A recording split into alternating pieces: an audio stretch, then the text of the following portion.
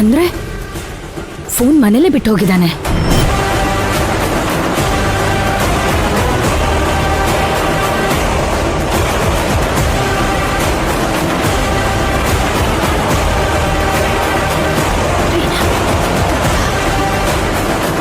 ದೀಪಾ, ನೀನಾ? ಅಮ್ಮ ಅನ್ಕೊಂಡು ಗಾಬರಿ ಆಗ್ಬಿಟ್ಟಿದೆ. ಮೈನಾ, ಅಮ್ಮಂಗ್ ನೀನಿಲ್ಲಿರೋ ವಿಷಯ ಗೊತ್ತಾಗ್ಬಿಟ್ಟಿದೆ. ಅಯ್ಯೋ, ಹೀಗೇನ್ ಮಾಡೋದು? ನಿಮ್ಮ ಅಣ್ಣ ಬೇರೆ ಮನೇಲಿಲ್ಲ. ಸದ್ಯಕ್ ನೀನ್ ಇಲ್ಲೇ ಎಲ್ಲಾದ್ರೂ ಬಚ್ಚಿಟ್ಕೊಂಡಿರು ಮೈನಾ. ಇಲ್ಲ ದೀಪಾ, ಹಾಸ್ಟೆಲ್ ದೊಡ್ಡ ಸಮಸ್ಯೆ ಆಗ್ಬಿಟ್ಟಿದೆ. ನಾನು ಈಗ್ಲೇ ಹೋಗ್ಬೇಕು. ಈಗ ಆಗಲ್ಲ ಮೈನಾ, ನೀನೇನಾದ್ರೂ ಗೇಟ್ ಓಪನ್ ಮಾಡಿದ್ರೆ ಅಮ್ಮಂಗ್ ಗೊತ್ತಾಗ್ಬಿಡುತ್ತೆ. ನಾನು ಹೋಗ್ಲೇಬೇಕು ದೀಪಾ. ಸರಿ ಸರಿ, ಒಂದ್ ಕೆಲ್ಸ ಮಾಡು, ನೀನ್ ಟೆರೆಸ್ ಮೇಲೆ ಬಚ್ಚಿಟ್ಕೊಂಡಿರು. ಆಮೇಲೆ ಅಣ್ಣ ಬಂದ್ಮೇಲೆ ಎಲ್ಲ ಸಮಾಧಾನ ಮಾಡಿ ಆಮೇಲೆ ಆಚೆ ಹೋಗುವಂತೆ. ಅಲ್ಲೇ ಗಂಟೆಲಿ ಇರಕ್ ಆಗಲ್ಲ. ಇಲ್ದೆ ಬೇರೆ ವಿಧಿ ಇಲ್ಲ ಮೈನಾ.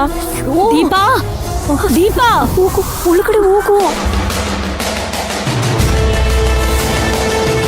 ಇಲ್ಲಿ ನೋಡಮ್ಮ, ನಿನ್ ಮಗ ಫೋನ್ ಇಲ್ಲೇ ಬಿಟ್ಟು ಹೋಗಿದ್ದಾನೆ.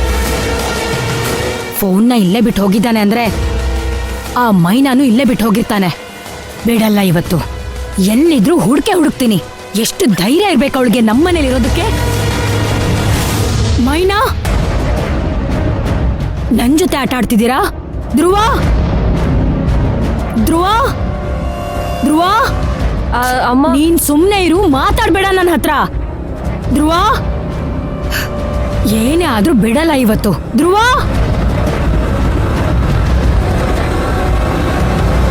ಅಯ್ಯೋ,